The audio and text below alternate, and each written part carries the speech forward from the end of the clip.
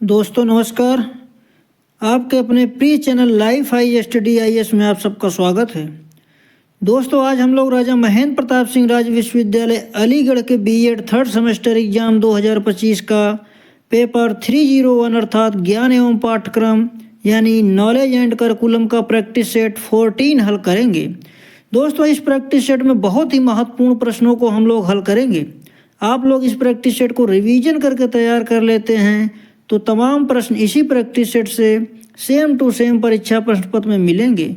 दोस्तों प्रश्नों पर आने से पहले एक रिक्वेस्ट है, चैनल को अभी सब्सक्राइब नहीं किए हैं तो प्लीज़ चैनल को सब्सक्राइब जरूर करें और वीडियो को अपने मित्रों तक शेयर करें ताकि ज़्यादा से ज़्यादा छात्र छात्राओं को लाभ मिल सके। साथ ही वीडियो को लाइक कमेंट करके अपनी प्रतिक्रिया जरूर दें। दोस्तों पहला प्रश्न है, पाठसागामी क्रियाएं निम्न में से कौन सी नहीं हैं? Option A NSS, option B scouting and guiding, option C red cross, option D कक्षा कक्ष क्रियाएं। इसका सही जवाब हो जाएगा ऑप्शन डी कक्षा कक्ष क्रियाएं। अगला प्रश्न है, निम्नलिखित में से कौन सा समावेशी शिक्षा का सिद्धांत नहीं है? ऑप्शन ए सीखने के समान तरीके, ऑप्शन बी व्यक्तिगत भिन्नता पर आधारित, ऑप्शन सी सहज एवं सौहार्दपूर्ण वातावरण, ऑप्शन डी शिक्षा प्रत्येक बालक का अधिकार है। इसका सही जवाब हो जाएगा ऑप्शन ए सीखने के समान तरीके। नोट, समावेशी शिक्षा का सिद्धांत यह है कि सभी बच्चों को चाहे उनकी शारीरिक, बौद्धिक, सामाजिक, भावनात्मक, भाषाई या अन्य स्थितियां हों, एक ही स्कूल में समान अवसरों और संसाधनों के साथ शिक्षा प्रदान की जाएगी। अगला प्रश्न है, पाठ्यक्रम की प्रकृति नहीं होती है। इसका सही जवाब हो जाएगा ऑप्शन डी पाठ केंद्रित। अगला प्रश्न है, अध्यापक शिक्षा के लिए राष्ट्रीय पाठचर्या का रूपरेखा किसने तैयार की? इसका सही जवाब हो जाएगा ऑप्शन डी राष्ट्रीय अध्यापक शिक्षा परिषद। अगला प्रश्न है, राष्ट्रीय ज्ञान आयोग का प्रतिवेदन कितने भागों में विभाजित है? इसका सही जवाब हो जाएगा ऑप्शन ए 5। अगला प्रश्न है, निम्नलिखित में से कौन सा सहकारी अधिगम का सिद्धांत नहीं है? इसका सही जवाब हो जाएगा ऑप्शन बी सामूहिक जवाबदेही। अगला प्रश्न है, NCFTE 2009 के अध्यक्ष थे। इसका सही जवाब हो जाएगा ऑप्शन ए प्रोफेसर CL आनंद। अगला प्रश्न है, निम्नलिखित में से ज्ञान का कौन सा सिद्धांत नहीं है? इसका सही जवाब हो जाएगा ऑप्शन डी प्रतीक्षावाद। अगला प्रश्न है, DV ने विद्यालय को कहा है। इसका सही जवाब हो जाएगा ऑप्शन ए समाज का आईना।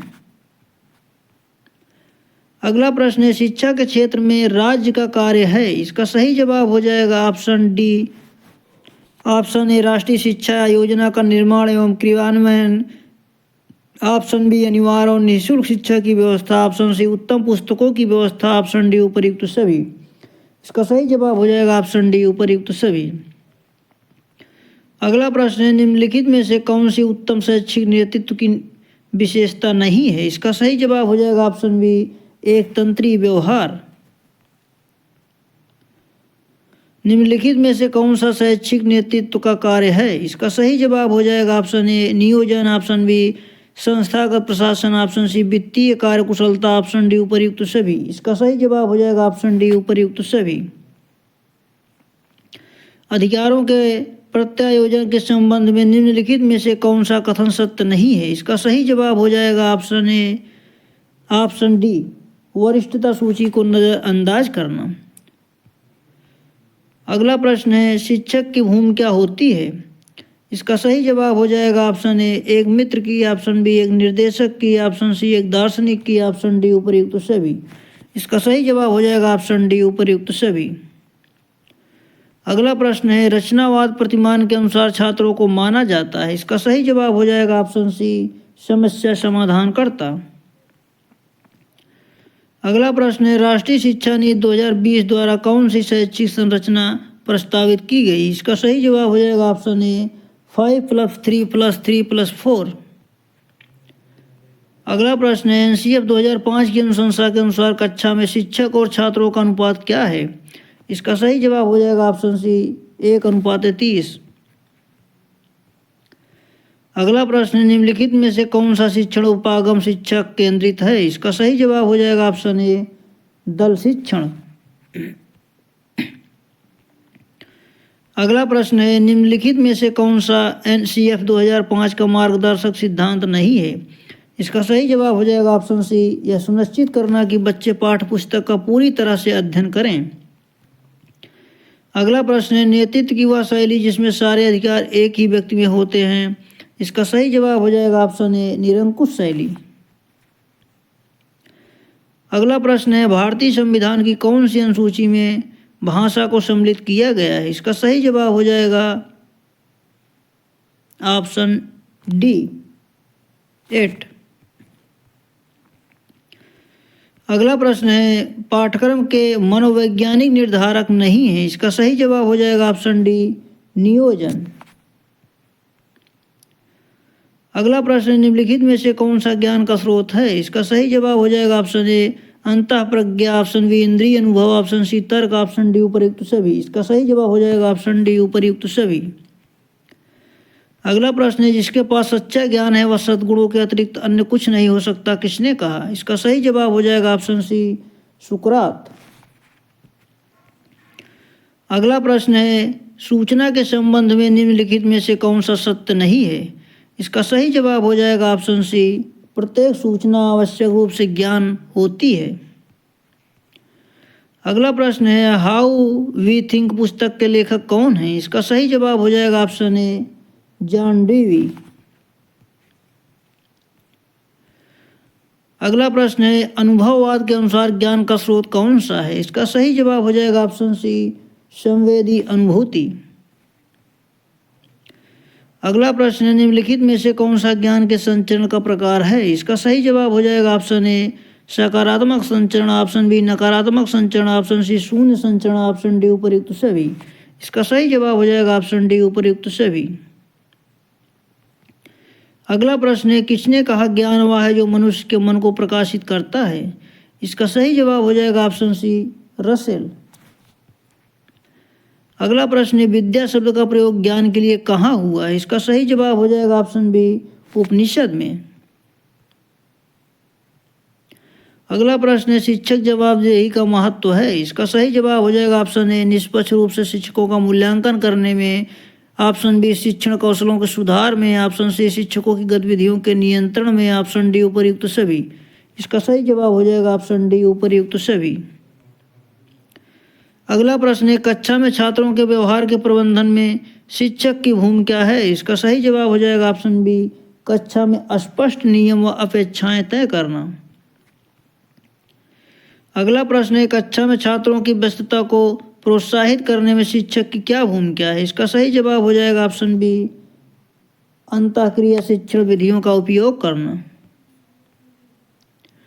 अगला प्रश्न है, स्कूली व्यवस्था में सजा का प्राथमिक उद्देश्य क्या है? इसका सही जवाब हो जाएगा ऑप्शन ए, दुर्व्यवहार को रोकने के लिए, ऑप्शन बी छात्रों को पुनर्वास प्रदान करने के लिए, ऑप्शन सी अन्य छात्रों एवं शिक्षकों की रक्षा के लिए, ऑप्शन डी उपर्युक्त सभी। इसका सही जवाब हो जाएगा ऑप्शन डी, उपर्युक्त सभी।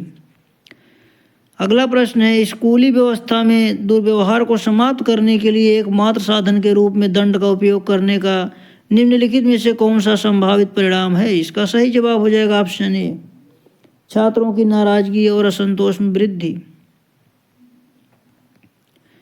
कक्षा में प्रौद्योगिकी के उपयोग पर पाठचर्या की रूपरेखा 2005 से 9 का क्या रुख था? इसका सही जवाब हो जाएगा ऑप्शन बी, अधिगम को बढ़ाने के लिए प्रौद्योगिकी को एक मूल्यांकन उपकरण के रूप में देखा गया। कक्षा में प्रौद्योगिकी के उपयोग पर पाठचर्या की रूपरेखा 2005 से 9 का क्या रुख था? ऑप्शन बी, अधिगम को बढ़ाने के लिए प्रौद्योगिकी को एक मूल्यांकन उपकरण के रूप में देखा गया। अगला प्रश्न है, पाठचर्या की रूपरेखा 2005 से 9 को विकसित करने के लिए भारत में कौन सा संगठन जिम्मेदार था? इसका सही जवाब हो जाएगा ऑप्शन ए, राष्ट्रीय शैक्षिक अनुसंधान और प्रशिक्षण परिषद। अगला प्रश्न है, निम्नलिखित में से कौन सी भारत में बाल केंद्रित शिक्षा की प्रमुख विशेषता है? इसका सही जवाब हो जाएगा ऑप्शन सी, सीखने की प्रक्रिया में बच्चे की सक्रिय भागीदारी पर जोर। अगला प्रश्न है, स्थानीय निकाय विद्यालय पाठचर्या में किस प्रकार के योगदान दे सकते हैं? इसका सही जवाब हो जाएगा ऑप्शन ए, स्थानीय जरूरतों और प्राथमिकताओं की पहचान करना। ऑप्शन बी, पाठचर्या विकास के लिए धन उपलब्ध कराना। ऑप्शन सी, शिक्षकों के लिए प्रशिक्षण सत्र आयोजित कराना। ऑप्शन डी, उपर्युक्त सभी। इसका सही जवाब हो जाएगा ऑप्शन डी, उपर्युक्त सभी। अगला प्रश्न है, निम्नलिखित में से कौन सा स्कूल पाठचर्या के निर्माण में कई संस्थाओं को शामिल करने का संभावित लाभ है? इसका सही जवाब हो जाएगा ऑप्शन डी, उपर्युक्त सभी। ऑप्शन ए, दृष्टिकोणों की अधिक विविधता। ऑप्शन बी, संसाधनों का कुशल उपयोग। ऑप्शन सी, पाठचर्या का अधिक प्रभावी कार्यान्वयन। ऑप्शन डी, उपर्युक्त सभी। इसका सही जवाब हो जाएगा ऑप्शन डी, उपर्युक्त सभी। अगला प्रश्न है, शैक्षिक पाठ्यक्रम में ज्ञान का प्रतिनिधित्व स्पष्ट रूप से पक्षपाती है यह? इसका सही जवाब हो जाएगा ऑप्शन ए, मौलिक। अगला प्रश्न है, निम्न में से कौन न्याय दर्शन के अनुसार ज्ञान का प्रकार नहीं है? इसका सही जवाब हो जाएगा ऑप्शन डी, मति ज्ञान। अगला प्रश्न है, ज्ञान वह है जो मनुष्य के मन को प्रकाशित करता है, यह कथन किसका है? इसका सही जवाब हो जाएगा ऑप्शन सी, रसेल। उपनिषद में ज्ञान हेतु किस शब्द का प्रयोग किया जाता है? इसका सही जवाब हो जाएगा ऑप्शन बी, विद्या। अगला प्रश्न है, निम्न में से कौन शिक्षण प्रक्रिया का भाग है? इसका सही जवाब हो जाएगा ऑप्शन ए, विद्यार्थी। ऑप्शन बी, शिक्षक। ऑप्शन सी, पाठ्यक्रम। ऑप्शन डी, उपर्युक्त सभी। इसका सही जवाब हो जाएगा ऑप्शन डी, उपर्युक्त सभी। अगला प्रश्न है, जीन पियाजे का संबंध किससे है? इसका सही जवाब हो जाएगा ऑप्शन सी, संज्ञानात्मक विकास। अगला प्रश्न है, मनोविश्लेषणवाद के जनक कौन है? इसका सही जवाब हो जाएगा ऑप्शन बी, फ्रायड। निम्न में से किसने शिक्षा को एक त्रिमुखी प्रक्रिया कहा है? इसका सही जवाब हो जाएगा ऑप्शन सी, यूवी। निम्न में से किसने शिक्षा को एक त्रिमुखी प्रक्रिया कहा है? Option C, UB. अगला प्रश्न है, भारतीय संविधान के किस अनुच्छेद में निःशुल्क एवं अनिवार्य शिक्षा का प्रावधान है? इसका सही जवाब हो जाएगा ऑप्शन बी, अनुच्छेद 45। अगला प्रश्न है, करिकुलम शब्द की उत्पत्ति किस भाषा से हुई है? इसका सही जवाब हो जाएगा ऑप्शन सी, लैटिन। किस दार्शनिक आधार पर निर्मित पाठ्यक्रम छात्र केंद्रित होता है? इसका सही जवाब हो जाएगा ऑप्शन बी, प्रकृतिवाद। अगला प्रश्न है, स्वामी विवेकानंद ने पाठचर्या के प्रकार बताए हैं? इसका सही जवाब हो जाएगा ऑप्शन ए, आध्यात्मिक पाठचर्या। ऑप्शन बी, भौतिक पाठचर्या। ऑप्शन सी, ए तथा बी दोनों। इसका सही जवाब हो जाएगा ऑप्शन सी, ए तथा बी दोनों। अगला प्रश्न है, पाठचर्या में वे सभी क्रियाएं सम्मिलित हैं जिनका हम शिक्षा के उद्देश्यों की प्राप्ति हेतु विद्यालय में उपयोग करते हैं, यह कथन किसका है? इसका सही जवाब हो जाएगा ऑप्शन ए, मुनरो। यदि शिक्षा उत्पाद है तो पाठ्यक्रम क्या है? इसका सही जवाब हो जाएगा ऑप्शन ए, योजना। अगला प्रश्न है, 10+2+3 प्रारूप की सिफारिश किसने की? इसका सही जवाब हो जाएगा ऑप्शन डी, कोठारी कमीशन। अगला प्रश्न है, सूझ अंतर्दृष्टि सिद्धांत के प्रतिपादक हैं? इसका सही जवाब हो जाएगा ऑप्शन सी, कोल्हार। सूक्ष्म शिक्षण आधारित है? इसका सही जवाब हो जाएगा ऑप्शन बी, कौशल पर। अगला प्रश्न है, व्यक्तिगत भिन्नता का कारण है? इसका सही जवाब हो जाएगा ऑप्शन सी, ऑप्शन ए, वंशानुक्रम। ऑप्शन बी, वातावरण। ऑप्शन सी, ए और बी दोनों। व्यक्तिगत भिन्नता का कारण है ए और बी दोनों। अगला प्रश्न है, विद्यालय एक संगठन है? इसका सही जवाब हो जाएगा ऑप्शन ए, औपचारिक। अगला प्रश्न है, शिक्षक की योग्यता एवं आचरण का सबसे अच्छा मूल्यांकन करते हैं? इसका सही जवाब हो जाएगा ऑप्शन डी, विद्यार्थी। अगला प्रश्न है, पाठ से आगामी क्रियाओं का मुख्य उद्देश्य है? इसका सही जवाब हो जाएगा ऑप्शन ए, विद्यालय के शैक्षिक कार्यक्रम को उन्नत करना। ऑप्शन बी, छात्रों में स्वशासन उत्पन्न करना। ऑप्शन सी, बालकों के सर्वांगीण विकास में योगदान देना। ऑप्शन डी, उपर्युक्त सभी। इसका सही जवाब हो जाएगा ऑप्शन डी, उपर्युक्त सभी।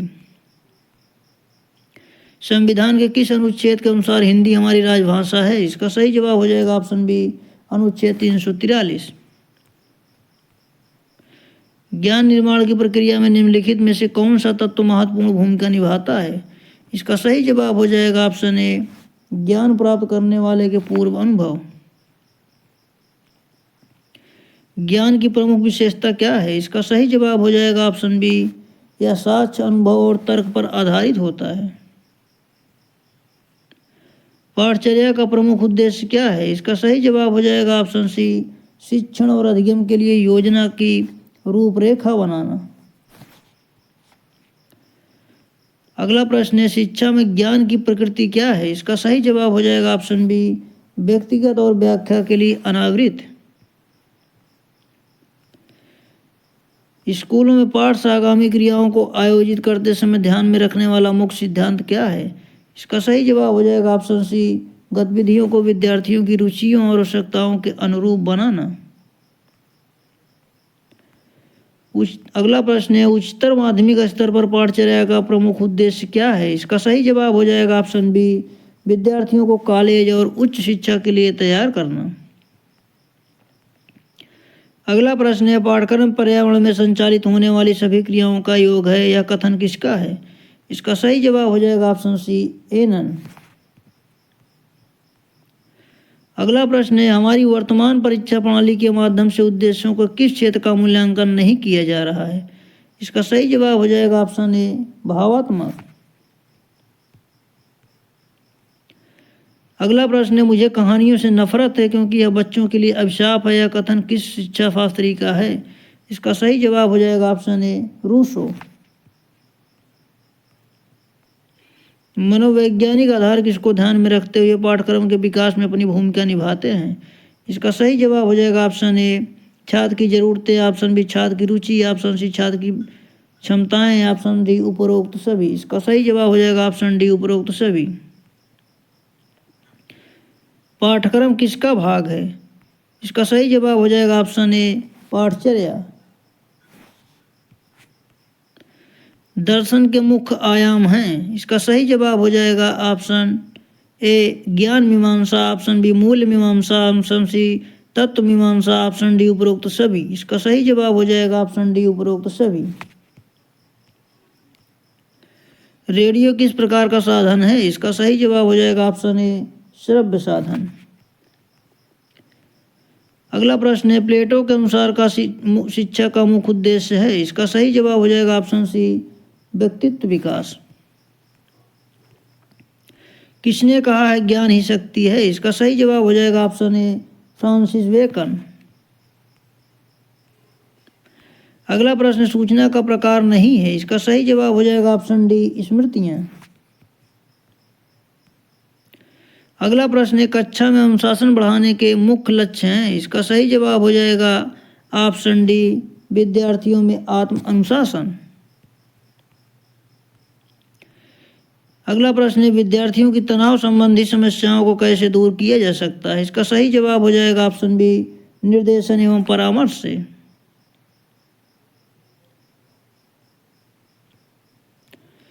अगला प्रश्न है, विद्यालय के आंतरिक अनुशासन के लिए कौन उत्तरदायी है? इसका सही जवाब हो जाएगा ऑप्शन बी, शिक्षक एवं स्कूल प्रशासन। शिक्षक की योग्यता एवं आचरण का सबसे अच्छा मूल्यांकन करते हैं? इसका सही जवाब हो जाएगा ऑप्शन ए, विद्यार्थी। अगला प्रश्न है, शिक्षक मनुष्य का निर्माता होता है, यह कथन किसका है? इसका सही जवाब हो जाएगा ऑप्शन बी, जॉन एडम्स। अगला प्रश्न, नेतृत्व व्यक्तियों के समूह को निश्चित दिशा में ले जाने का साधन है? इसका सही जवाब हो जाएगा ऑप्शन बी, मार्टिन ब्रॉडवेल।